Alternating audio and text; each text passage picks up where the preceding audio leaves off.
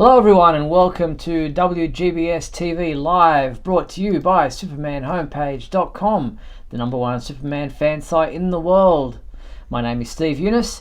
In this, our October 22nd, 2019 show, we're going to be covering a range of topics, including the latest Supergirl episode. We're going to talk about the January 2020 Solicitations, and Michael's going to go on a rant. Plus, since we're beaming this live across the internet and via YouTube, we're going to be asking you for your questions and comments on anything you'd like to discuss in the world of Superman. And to let you know how all that works and how you can get involved in tonight's show, let me introduce you to my co-host, Mr. Michael Bailey. Hey, Mike. Hey, Steve. Now, as Steve just pointed out, WGBS Live is all about Superman, and we want to hear from the people watching us on YouTube. So around the halfway mark, and if we don't have too much on the docket, which I'm probably going to obliterate that tonight, we will want to take calls. To do this, you're going to need Skype. Go to Skype, find Superman homepage, and message us that you'd like to be on the show. Now, a couple things. One, message us, please. This whole operation is basically operated by 2 tin cans and a string, and anything can screw that up. So messaging us first is always helpful. And if we do happen to take your call, and you do listen to it on an external speaker, please turn down your audio as we are on a delay, and that screws everything up. Yes, indeed. So that's how you get involved in tonight's show. And a huge thank you to our sponsors and patrons, Douglas Meacham, John Patrick Van Pelt, and Tina Murray. We appreciate your support. And if you want to sponsor the Superman homepage, you can do so by heading to patreon.com/Superman homepage, and you can do so for as little as $1. Now, the complete 1 hour video is starting now. We've got so much to go through. We have heaps to discuss. And I know I said that you want to go on a rant, but we're going to start with TV stuff. We don't have any Supergirl stuff.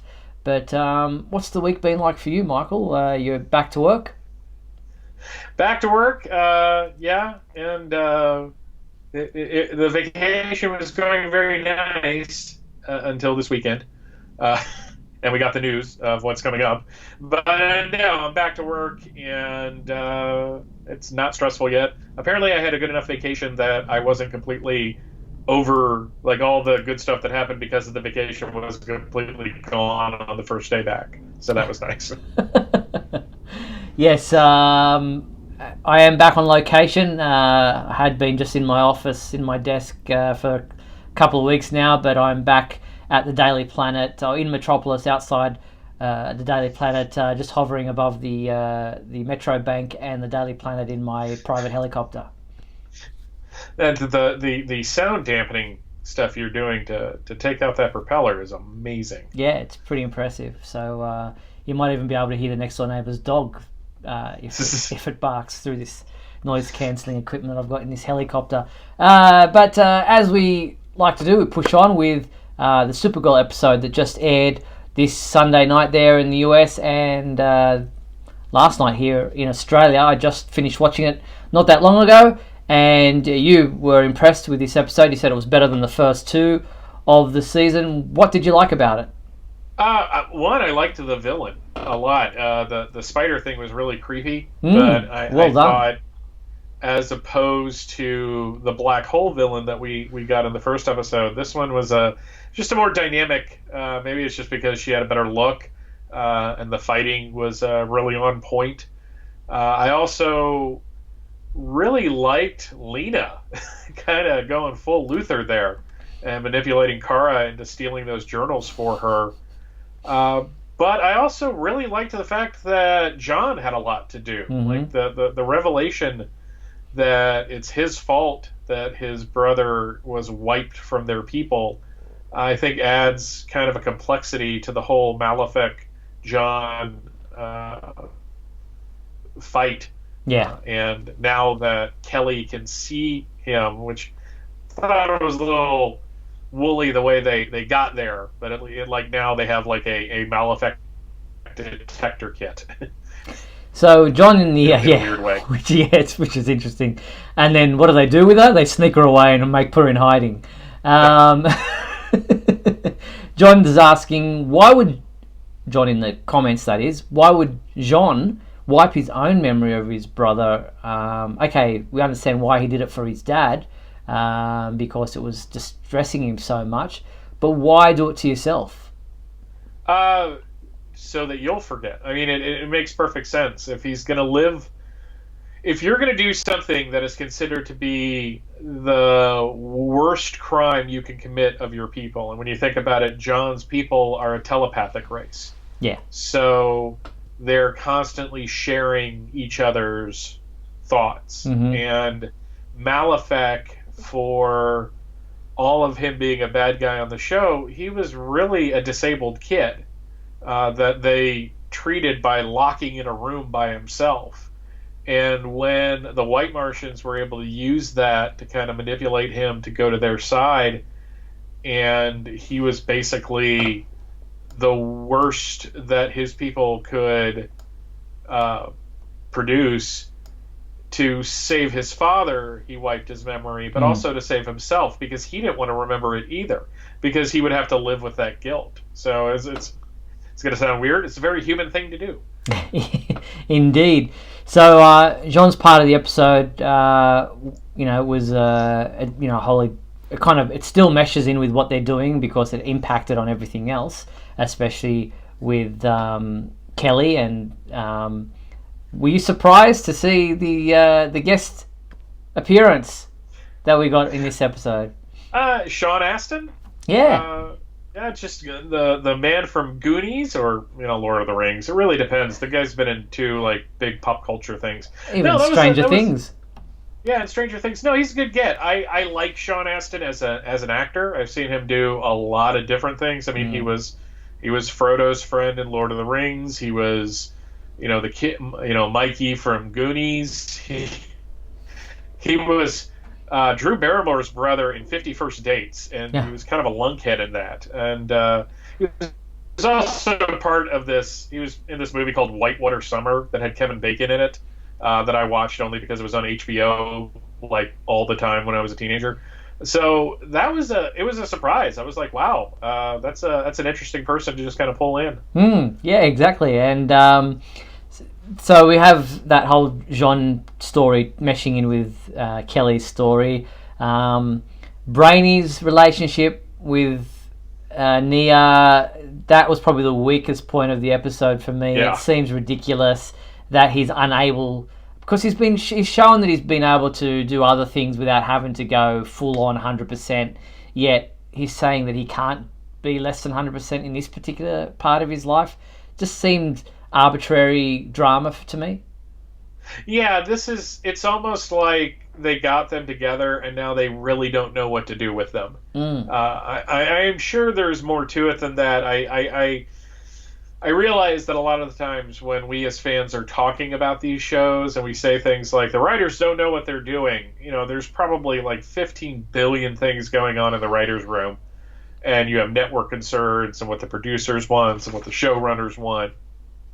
So it's possible that because of all the other things going on, this kind of got pushed to the back, so it's not receiving its full attention. But it seems really the whole point was for them to get together at the end of last season, and now we're 3 episodes into this season and they've already had a tiff to the point where he left. And it's just Brady saying, I can only do things at 100%. That doesn't scan, because he has to deal with other human beings all the time, and he can't be himself all the time. So if he says he cares about this woman, why would he not make the effort? It's just so arbitrary. I agree. Now, the whole thing of Supergirl stealing those journals for Lena, that didn't sit well with me. And obviously it was great. I was kind of glad that Alex was the audience's voice in that particular topic, because it seemed like, no, you can't just, you're Supergirl, you have a standard that you have to live up to. You just can't go breaking into government facilities and stealing stuff just because you want to give it to a friend. Yes, I know those kinds of, and Kara tried to argue that they do those kind of things all the time, but yeah, this one kind of annoyed me a little bit. Yeah, I understood why she did it. I understood why Lena needed it, and obviously at the end there, it was a key piece of the puzzle for her. But that is, like, on one hand, it's good for Lena because not only does she get the journals, she gets to have her friend, who she now hates, make a morally objectionable decision. Like, not only am I using you, I'm going to sully you in the process. So on that level, I liked it. Yeah. Because from a writing level, that's good. But yeah, that's like, it's not okay, Supergirl. You just broke into a government facility and stole stuff. Yeah, and then decided to steal a watch on the way while you were there, something that nobody asked you to take. Yeah, it's just like, look, I know you want to get back together with your friend, but that's just such a weird way to do it. Yeah, indeed. Now, what do you think of William Day and his involvement in, they're still giving us mixed messages on this guy. We just don't know what to believe about him. Yeah, is he involved with Leviathan, or is he does he owe somebody something from a previous story? It's just like, like at the end of the previous week's episode, we saw him helping out the homeless, and now in this episode, he's on the take, getting like huge sums of money. So it's. I guess we're gonna figure this all out next week because I think it's next week that it says we finally find out what's going on with William Day. But it's there's a lot of stuff going on in the show, and I'm not quite sure that it's all coming through in like a pretty smooth manner. Well, speaking of next week, here is the promo trailer for In Plain Sight, episode 4 of season 5. My brother now has the power to put thoughts in your head. Supergirl will find him. Who is this guy? I did this. Don't take this personally. That's definitely new. You put us in jeopardy. So there you have it. That was the promo trailer for next week's episode. Was I spacing out there, or was it like a Banshee type scream that we just saw? Looked a little like that, yeah. It's gonna be. I don't think it's gonna be Silver Banshee. No. But it's some kind of wind power. It looks like a scream. Yeah, maybe it's just. I guess we'll find out in a couple days. Yeah. Indeed. So that is episode 4 of season 5. In Plain Sight is the name of the episode. That will air on Sunday night there in the US and Tuesday night here in Australia. Now, beyond that, we have the description for episode 5 of season 5, and that is titled Dangerous Liaisons. And it's described as, on the eve of the worldwide launch of Andrea Rojas's VR contact lenses, Kara and William team up on an investigation that exposes a terrorist plot. Kelly and Alex celebrate an anniversary already, but Alex's safety is in jeopardy. I guess because she can see who Malefic is. I don't know. Seems like Alex is always in danger. She's the head of the DEO. Yes, we're celebrating our 1-month anniversary together. Hey, that's important. Rachel and I get that. Okay, sorry. No, that's okay. No, I get it. Again, it seems kind of arbitrary in the terms of the show, at least. I mean, they're not teenagers. Yeah, I get the sense that Alex hasn't dated much. Yeah, they're just. I know, and I know this show is, it's a CW show. It's aimed at a younger audience. Shipping is a big thing in these types of shows, but maybe I'm showing my age. No, I kind of get where you're coming from. I think the shipping thing. I think it's always been a thing. I've just never been a huge, it's like back in the Smallville days, were you, a person who wanted Clark and Chloe to get together, or were you wrong and wanted Clark and Lana to get together? So it was a simple decision to make, I think. Tina mentions the glasses thing. She whipped them off violently a number of times in this episode, but it seemed like as soon as she whipped them off, she just zoomed off. So it's like, we don't have to do a costume change. Yeah, this is the this is the Lois and Clark, Dean Cain fluttering the cape by the camera with the whooshing sound because they didn't want to, do the whole rig of getting him in a flying rig. So yeah, we don't want to have to do that whole costume 3D CGI thing that they did in that one episode. So yeah. Do you know how much that cost us? It could be worse. They could do the old Shazam thing, where they had a transformation sequence where it's against a black background, so they could just do it once and then just put that in no matter the situation.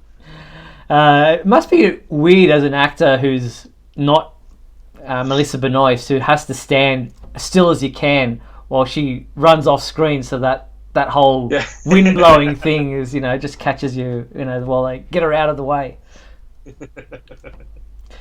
So that's Supergirl. We do have the Crisis on Infinite Earths crossover coming up, and this week EW got an exclusive, Entertainment Weekly that is, got an exclusive first look at LaMonica Garrett in the Anti-Monitor costume. Here's the graphic for that. What did you make of? It looks great to me. I'm not sure about his head. I don't know. This is the thing. The Monitor costume itself is so comic book accurate, and this looks like a White Walker from Game of Thrones got a new costume to a certain extent. It's not terrible. I do kind of like the fact that his outfit is the opposite, but there's just something about that face that I'm a little off, and maybe it's because in the comics it always seemed like the Anti-Monitor, until Jeff Johns got a hold of him, wore a helmet of some sort. Maybe they just couldn't make that work, but the costume itself is fine. I was wondering, because I've been watching the photos as they come out, but I haven't really looked too deeply into any of the interviews about Crisis. I didn't even know there was going to be an Anti-Monitor. I guess it makes sense because he's the villain of the comics. But no, it's not terrible. It's just not great. Not exactly what I was thinking. Yeah, well, you look at the Anti-Monitor there from the comic book version, and it seemed like he really didn't have a face or a head. It was more like a construct that was part of the whole robotic costume thing, and there was a massive mouth and some burning eyes that really probably make it hard to do, and probably don't work necessarily that well in live action. So as long as the character does what is needed, I guess the costume is kind of secondary in many ways. I wonder if they're going to make it that big, though. That'll be pushing the special effects budget. But if anyone's going to pull it off, I have faith that they will. Yeah, indeed. Now, the Crisis on Infinite Earths will begin on Supergirl on Sunday, December 8th. So we've still got just a month and a bit before that happens. So it's The Flash and Arrow, which I don't watch, but I do watch The Flash, have already hinted at the upcoming Crisis and have been dealing with it quite a bit. Obviously, Supergirl being on a different Earth is not dealing with the Crisis at this point in time. Yeah, I have those DVR'd because I kind of wanted to keep up with the shows as we were going. I watch Batwoman, but it's on right before Supergirl, so that's a lot easier to keep up with. And they haven't really hinted at anything there, but they're busy establishing that show. So I think it would be kind of unfair to thrust the Crisis stuff on top of her. Getting she just in this last episode she just got her final costume. So it took them 3 episodes to get to that. But I'm going to try to keep up with The Flash. I just haven't had a chance to sit down and binge the episodes yet. Okay, well, that pretty much brings us to what's happening with Supergirl, with the Crisis. To date, that's pretty much the information we have. The DC Universe digital streaming service did announce today that as of tomorrow, October 23rd to October 30th, they're launching a new and improved community section, which, and it just went off my screen, I'll load that back again. Within the service, it greatly improves DC Universe's members' ability to engage with their favorite DC stories. The new feature will give fans more opportunities to interact, participate in live Q&As with DC talent, and find their niche fandom with comic book and fan clubs, earn badges, and level up for even more exciting opportunities and exclusive rewards. Interesting.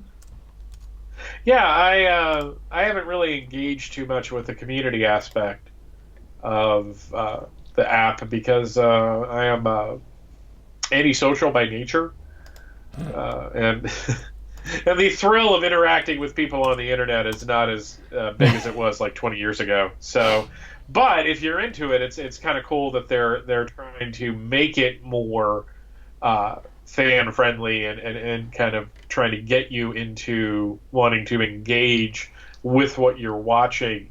One, it gives you a sense of ownership of being part of the app. You know, you feel like you're part of a community. And two, maybe someone's going to come up with a good idea that they can use and they don't have to pay people for that. Well, they've got this week in particular, they're launching some events that they'll be doing. There's a Titans event happening. I'm just trying to get the information because my screen is playing up a little bit with me here. What have we got? We've got loading it up here. Titans tomorrow night, Wednesday 23rd of October, a live Q&A featuring show star Anna Diop at 12:30 p.m. There's a Gotham by Gaslight watch along. There's a Harley Quinn animated live Q&A. There's a DC Collectibles live Q&A on Friday night. Friday morning, 11:30 a.m.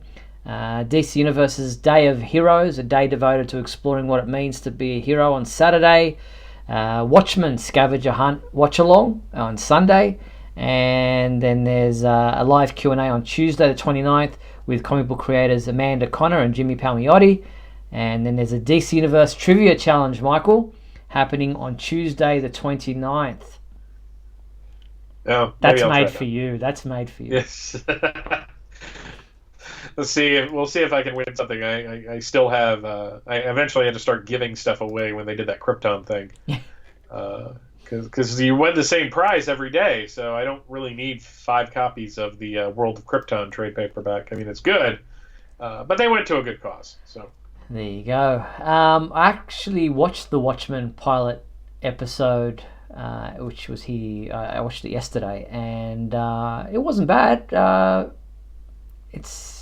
I mean, I don't think I ever read the graphic novel. I mean, I saw the movie, but did you happen to watch this at all?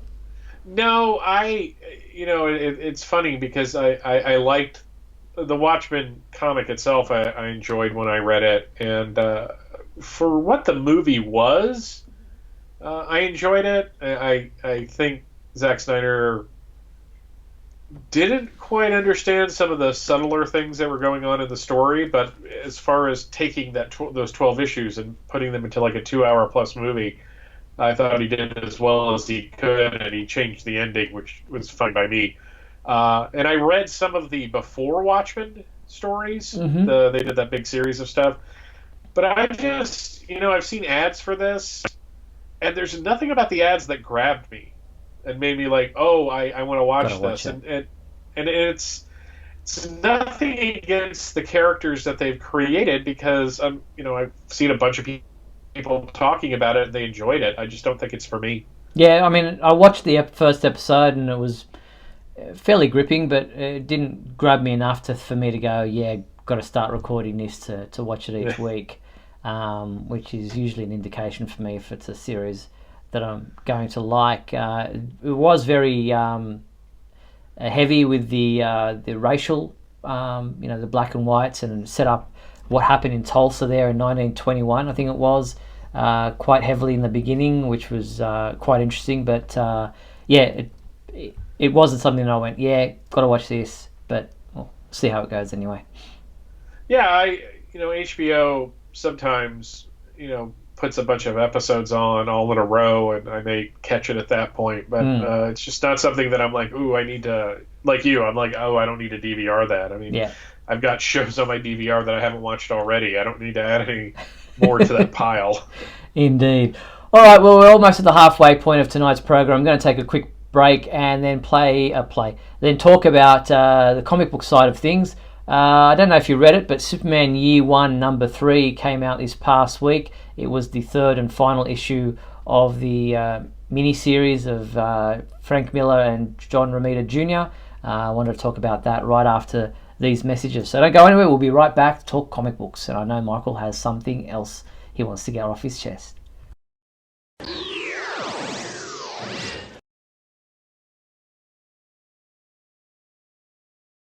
We'll be back in a moment with the exciting climax of today's episode. So stand by.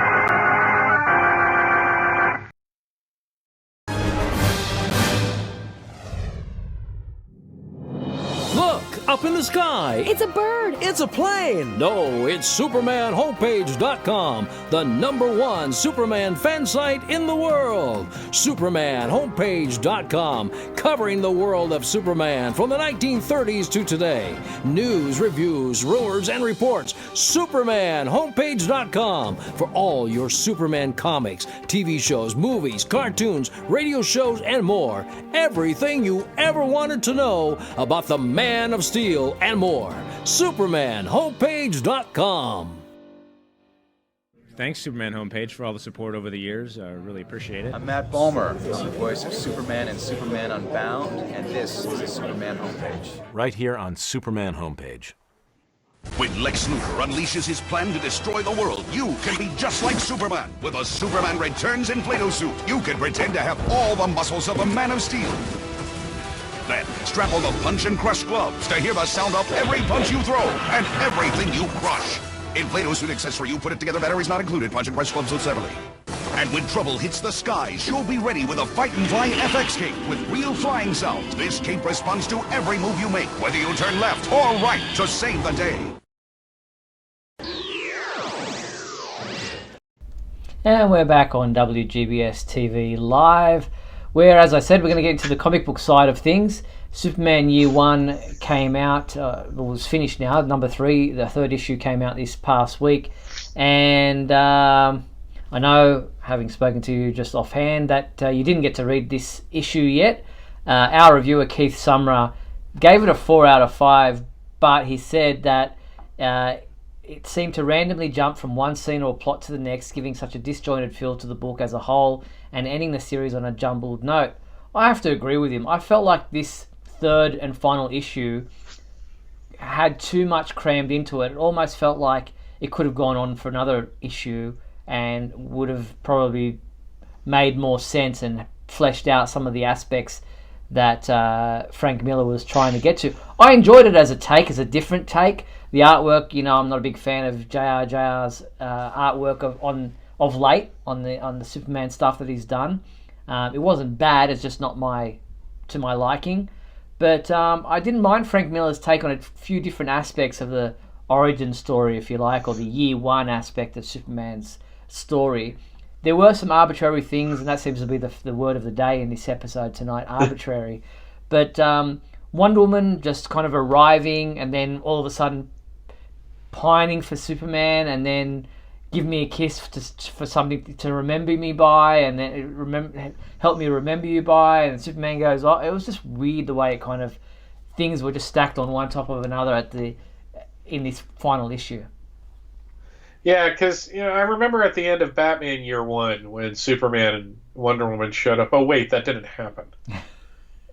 It just, I'm sure it makes sense within the context of the story itself. So I'm talking without having read it, which is dangerous. But it strikes me as a bad move that if you're trying to establish Superman, like this is supposed to be a new origin for Superman, and in the third issue you have to put in Batman and Wonder Woman. It just doesn't make any sense. This is Superman's book. This isn't Batman's book. This isn't Wonder Woman's book. I understand that maybe people at DC don't like Superman. Put a pin in that for a minute.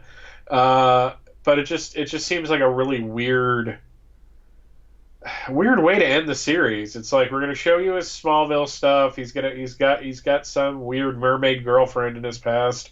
We all do. College is different for everybody.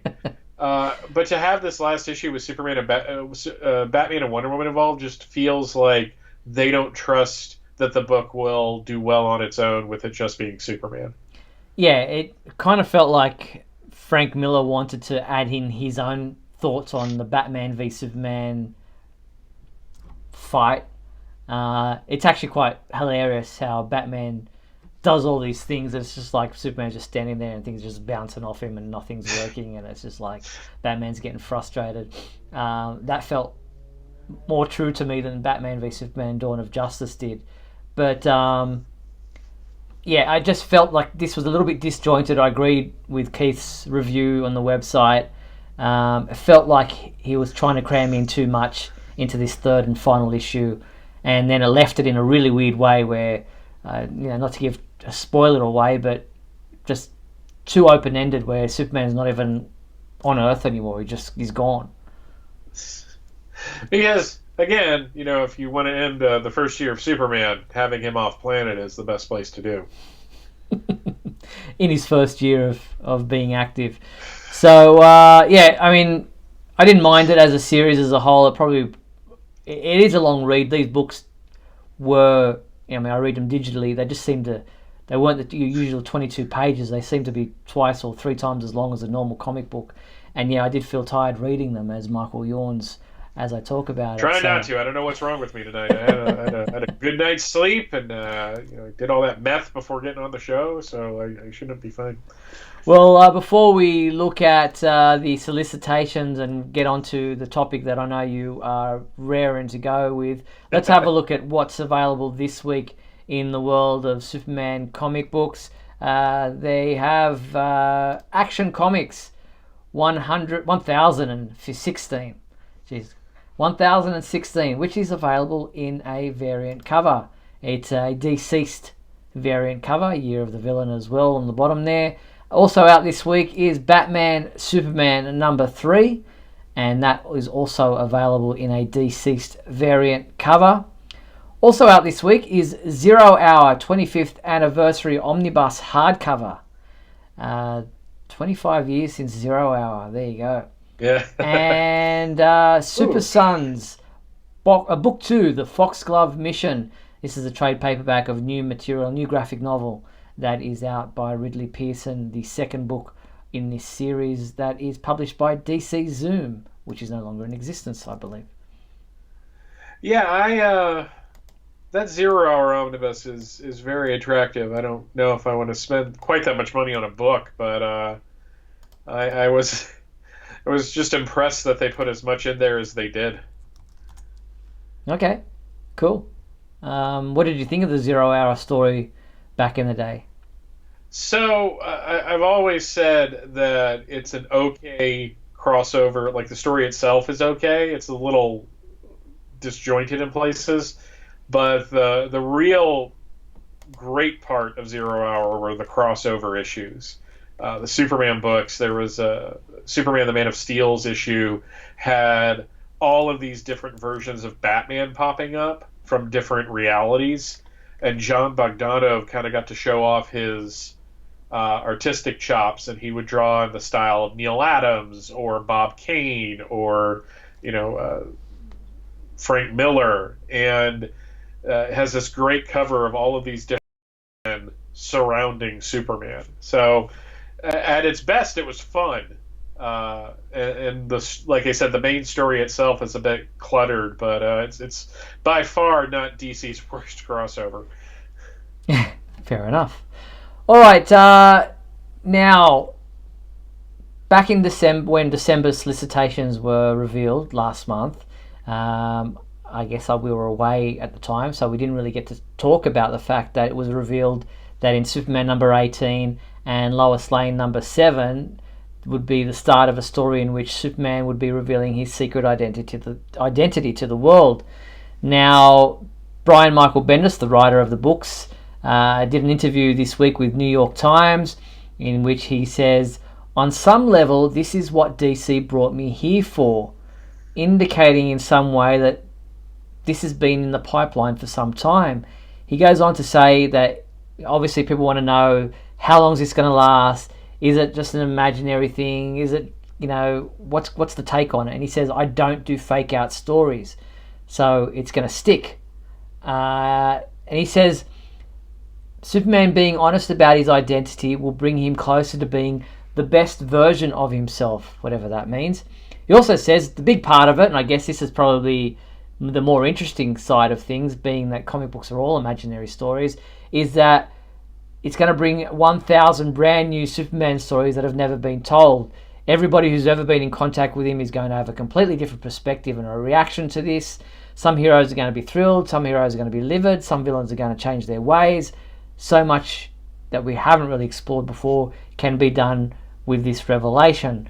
But is this what we want? So, my first response to this was, okay, it's, this has happened before. It's going to happen again. Is this something to really get mad about? And then I realized, yes, it is. The thing that bugs, there's several things. One, they keep using in like the hashtags and stuff, truth, as like Superman's like talking about his truth and all that. Like, are you really going to mention a story that didn't do well? I mean, yeah, looking at the sales charts, the first part of the Superman Truth storyline back in 2015 did just fine, but sales started falling almost immediately. So, starting with that, it's a pretty lousy way to advertise it. Here is my problem. Back when Bendis came on to the Superman books, he did a bunch of interviews, a couple extensive ones with newspapers, one with the Word Balloon podcast, and all throughout those interviews, he went out of his way to say Lois and Clark are still going to be married. John, they're doing something different, but he's not going anywhere. And he likes Clark Kent. He went on, he said, and I don't have the exact quote in front of me, but it was basically like, Clark Kent is a reporter. This is the most important job right now. So Clark Kent is more vital than ever before. So from that I took, okay, he gets Superman, so he's just going to do his version of this dynamic. When you added him saying, to a certain extent, this is what DC brought me on to, does that mean that, like, from the beginning, this is what he wanted to do? And why do those cowards not have the guts to do it right away? It seems really disingenuous to come on. Now, I realize in the Superman book itself, Superman was basically Superman. He really wasn't Clark Kent. But Clark Kent was a big part of Action Comics. So why not right away get rid of the identity? And the answer is, there's two possible answers. Either they felt that would be too much too soon, or they knew that it would go over really bad. So they give us a year of these stories, and now that we're all warmed up, they can just drop this on us. And what amazes me is that all the press for this is like, this is the first time they've ever thought of doing this. Like, they're the geniuses that cracked the code and like, okay, he doesn't need to be Clark Kent because, so much of who he is Superman. He can now be the best Superman that he can be. It just goes to show that a lot of people, have a fundamental misunderstanding of who Clark Kent is as a character. Bendis does not. This is what I'm mad about. I defended the guy. Bendis does not like secret identities. He, for as long as I've been reading interviews with him, he has been on the record, especially with Daredevil, which he did reveal Daredevil's identity. It's too complicated. People would go crazy if they had to live two lives. This day and age, it just doesn't work, ignoring the fact that he's writing comic books. And this is my problem, is that some of these writers get too cool for school, and they think, oh, I'm the smart one. I've outgrown this. It's silly to me, so it's got to be silly to everybody else, and I'm going to make that. And he's not doing this with Daredevil now. He's doing this with Superman. DC spent almost 3 years revamping the Superman books, getting everything back into place from the train wreck that was the New 52. And systematically, across the board, I would say, DC has been dismantling everything they established in Rebirth. Wally West was the ultimate villain of Heroes in Crisis. Tim Drake's no longer Robin, even though he was made Robin again. And now, Superman is not going to be Clark Kent. Oh, and Lois hasn't been around all that much because she's been off of the Vent of Leviathan. And we shuffled Jonathan off. So it seems like everything they established in Rebirth as his dynamic, they over the course of a year and subtly just dismantled. And I'm supposed to be happy about this. It's so frustrating. I'm done. I'm done with the titles. Wow. I told myself back when I came, because I left Superman in 2010, and I came back in 2011 because of Action Comics 900, but I told myself that if I ever got to the point that it wasn't what I wanted, I would leave. And you would have thought that would have been the Truth storyline, but to be honest, I was reviewing Action Comics at the time. It was a good gig, so I stuck with it. But this time it's just like, I don't like the direction, and I legit feel like I was lied to. Interesting. Okay. Well, I mean, I can understand, the anger and the disappointment surrounding this announcement. Yeah, I mean, I get it. I understand that the reaction that it's received. To me, you cannot separate Clark Kent and Superman. They are fundamentally the same person, because Superman isn't the real character, in my opinion. It's what Clark can do, and that's why you can't just ditch the Clark Kent personality, because he is Clark Kent. And I don't think he's necessarily ditching the Clark Kent personality. Obviously, it's that he's revealing to everyone that Clark Kent and Superman are the same. But isn't that the reason that he has the Superman persona in the first place, is because he needs to keep everyone who is attached to Clark Kent safe, being the Daily Planet staff, Lois, Jimmy, okay, maybe not in this day and age Martha and Jonathan because they're not around anymore. Okay, maybe now that John's in the future, that's, his son doesn't need protecting in that way either. But yeah, I don't get why you would do this, and hopefully the story explains it in some rational and reasonable way that, but there's no one doing this. Just like in the movies, when Clark died and Superman died, you cannot bring Superman back and say, oh, look, Clark rose from the dead as well. Obviously, that's not going to, we don't know, that's never going to happen. We're never going to have to worry about the movie universe by the sounds of things. But in comic books, I guess the only way back from this is doing another reboot, another reset, a crisis, something where Ed Bendis might not be the one to do it, but someone down the track will do a Mixes-Pitalik story and it'll all be reset. Yeah, but here's the thing, and you said something about, you talked about Clark Kent's role. I can see the logic in that, well, he's still Clark Kent, he's just not going to have a secret identity. There was the storyline, The Death of Clark Kent, back in 1995. The last issue of that was an issue of Adventures of Superman, and it had this scene that will always stick with me, is Lois basically told Clark, who was dressed as Clark, go into that coffee shop and get a donut or something. And he did. And then he went in as Superman. She had him go in full costume. And the people were nervous because, yeah, Superman's awesome, but if Superman's here, what danger is nearby? And the point is, Superman needs a place that he can go to ground, that he can just interact with normal people on a normal level. At the base level, that is the function of Clark Kent.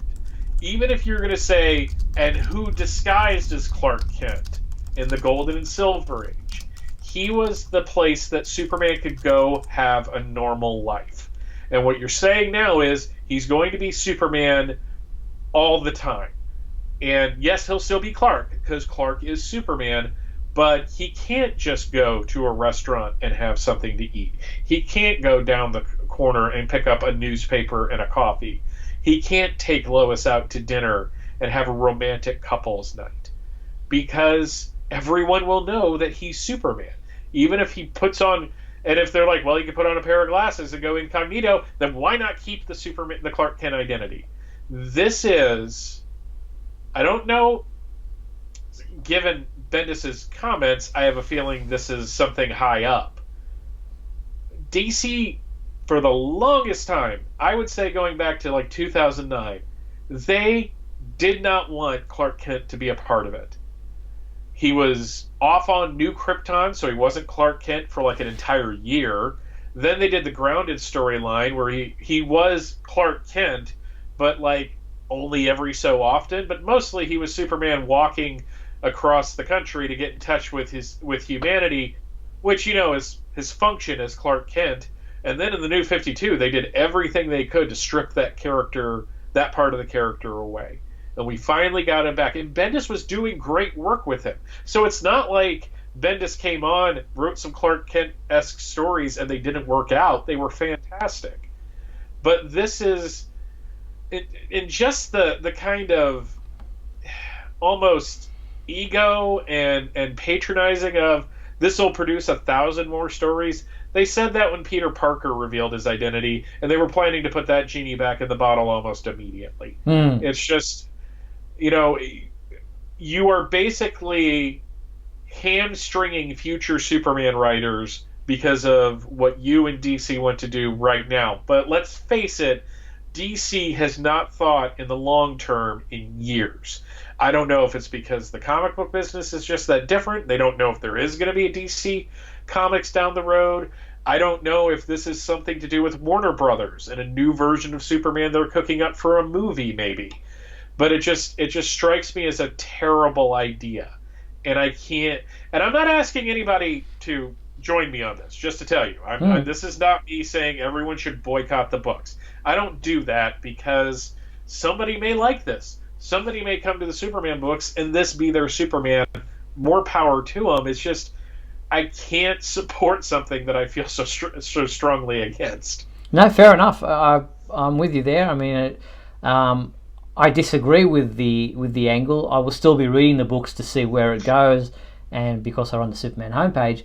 But but yeah, I'm interested to see the story. Just to, I'm not going to praise it if it's bad, and if it's a crappy take on the thing, and it really ruins the character and everything. I'll be the first to put my hand up and you know, get on my soapbox. But I'm kind of curious, without being as angry as you, obviously, on the whole take on it. So I think I'm at the point in my life and in my Superman fandom where I go, they've done a lot of things that I didn't agree with. You know, the electric blue Superman thing, didn't agree with it. Went along for the ride, it got reset. I didn't agree with, you know, certain other aspects of the story. Didn't like, you know, how they gave him a son in Superman Returns, but I actually don't mind it here in the comic books. I didn't like it when the New 52 revealed him to be Superman, but you know what? It got reset. I'm kind of the opinion, it's just another story. They're going to reset it eventually, and it'll go back to the status quo or some form of the status quo a year down the track once they get somebody else to come in and do what they think is the right way of doing Superman. And that's, like I said, that's totally fair. I never expect people to...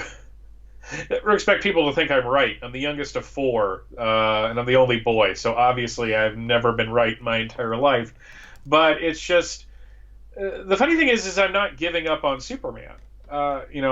You've got books like Superman Smashes the Klan that come out every once in a while. Some of the reprint books and the trade paperbacks, you know, I'll still be buying. It's not like I'm like shuttering DC Comics out of my life. And I have trade paperbacks and back issues and all kinds of stuff that I can read. So it's not a lack of love for Superman at all. It's just, for me, it's that it may it's weird, but it's more of a principle thing than anything else, is that I feel like if I've gone along with so many other things. It's kind of like a similar feeling to you, but a completely opposite reaction to it. Is I've been through the death and return. I've been through the death of Clark Kent. I've been through Electric Blue.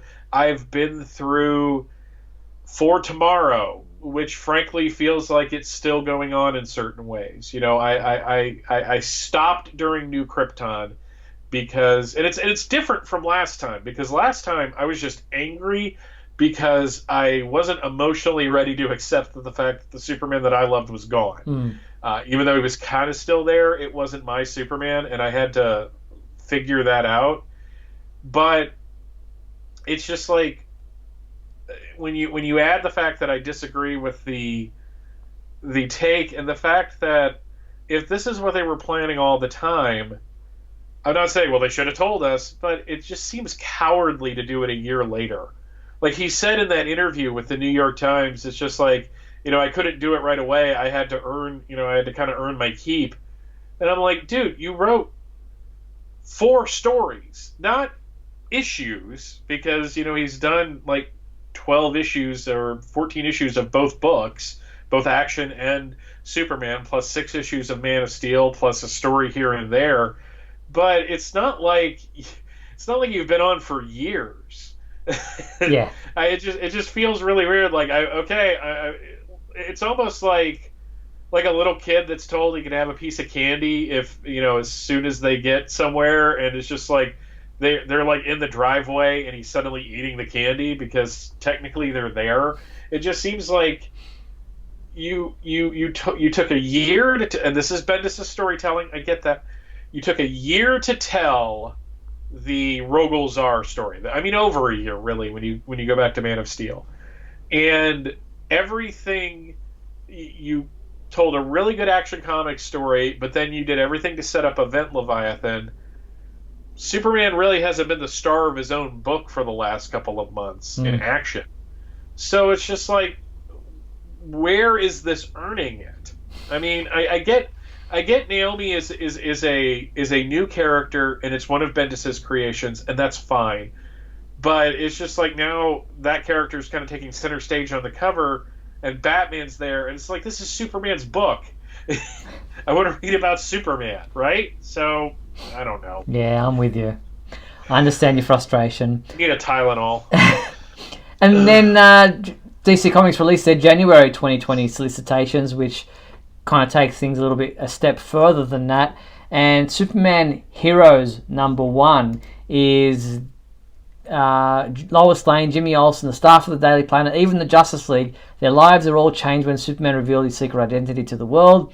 The unique Superman experience explores what the identity of Clark Kent meant to those close to him and what their relationship to Superman will be in the future. All the rules are about to change, and it all starts here. So that's Superman Heroes #1. It's a special one-shot, which will be a 48-page book. Interesting cover. Obviously looking at Superman taking off his glasses, and there's pretty much everyone that's in his life, including the Wonder Twins, there below. And Connor Kent is there, which is interesting. Yeah, it's the flip side of that other cover that's a takeoff of Action Comics number 583 of him flying away. And it's just like, you're giving us a 48-page book of a bunch of people talking. It's got to be written by Bendis. that just makes perfect sense to me. And then you have Superman #19, which is one day later. What happens the day after Superman reveals his secret identity to the world, and what repercussions will his decision have across the entire DC universe? Plus, Superman, President of Earth? So, I'm really glad that Martha and Jonathan aren't part of this continuity, because I'd be turning in their graves. Well, not only that, if they were alive, they'd be in trouble. I'm hoping that he would put them in some kind of protection, and then what did you do with their lives? I mean, it's why I'm glad they're not there, because it makes this easier, I will say that. Yeah, I don't think you would have done it responsibly if Martha and Jonathan were alive and his son was in this continuity. He probably chats with Lois. She goes, look, I'm in danger all the time anyway because everyone thinks I'm your girlfriend and everyone thinks I'm having an affair with you at the moment as Superman. So it's a win-win for me as Lois. Yeah, but it's like they had to get so much off the table to get that done. It's like it makes me think that everything they've done has been this calculated effort from the beginning, because they usually, Bendis is a forward thinker. So if he knew that these characters were popular, and I guess he felt he had to do it so slowly that once he finally does it, it's so different that, to be fair, I can't believe I'm saying this, but I like to be fair. To be fair, if Jonathan was still around, this would have made making that decision easier, because then you can explain how their son aged up, for 7 years. But, like, John's off in the future. Like, they don't even really have to think about him. It feels to me like they're just trying to make things easier to not deal with his private life outside of Lois. And Superman's a different character than other superheroes. He's not the type he's not like Batman, who can just be Batman all the time. So yeah, I agree with you. But I'm gonna get off the soapbox and end on a positive note, and that is they're doing a Man of Steel omnibus, and I'm really excited about that. Yeah, very cool. That's a whole lot of reading there. Any extra pages or any new material that was included that you saw? No, it's interesting. It's the Man of Steel miniseries, and then outside of an issue of Superman and 2 issues of Action Comics, it's basically the entire first year of the post-crisis era. So you're going to get to see all of the Adventures of Superman stuff that Marv Wolfman and Jerry Ordway did. They don't have any of the crossover issues because 594 of Action crossed over with Booster Gold number 23. But it's basically like almost the first full year. So that's a healthy chunk of reading, and there's some good stuff in there. Cool.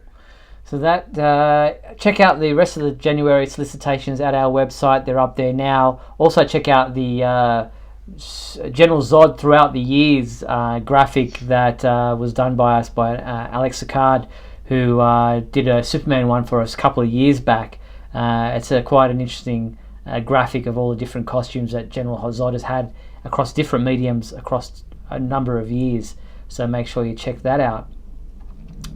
But that pretty much brings us to the end of tonight's program. Before we do sign off, I'd like to thank everyone for listening in to and watching WGBS TV Live. Still do the whole Radio KL listening in thing. Appreciate everybody tuning in, watching us live via YouTube. And thanks again to everyone in the comments there for your participation in the show. And to you, my co-host, Michael Bailey, thank you very much. Pleasure as always, Steve. Thank you for allowing me to be cranky tonight. And a huge thank you to our sponsors and patrons, Douglas Meacham, John Patrick Van Pelt, and Tina Murray. And remember, if you want to sponsor the Superman homepage in any capacity, we have different levels of sponsorship. Please head to patreon.com/Superman homepage. You can sponsor for as little as $1. Now, the complete 1-hour video of tonight's show will remain available on the Superman homepage website and our YouTube channel. If you tuned in late or missed part of the show, you'll be able to see the whole thing in full. But we'll be back next week on Tuesday, October 29th at 7:30 p.m. Pacific Daylight Time for another edition of WGBS TV Live. Look forward to talking to you then.